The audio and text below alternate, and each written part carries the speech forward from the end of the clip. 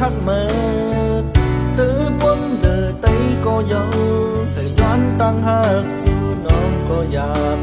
hai phi âm mi sáng để sống dư qua này có trái hắc này khen tơ nở gióm khen dù thời doan tăng hắc dù non hầu dù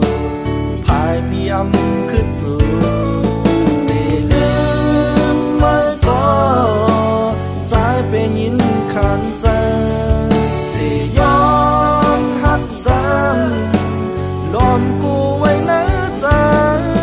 để hết chân hư lát nề lòng hát mơ lòng tan hát đi mi tỏ sự nóng này yon hò qua này sẽ song thương pan hay tin nắng thương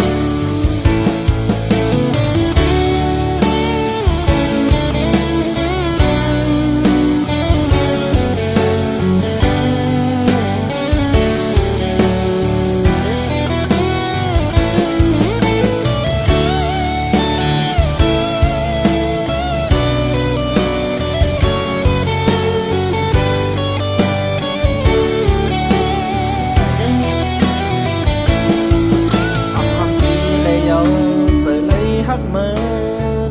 tứ bốn đời tây có dấu thời doan tăng hắc dù non có dạp hai phi âm mi sáng để sống dư qua này có trái hắc này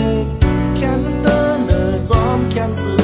thời doan tăng hắc dù non hầu dù hai phi âm khứt dù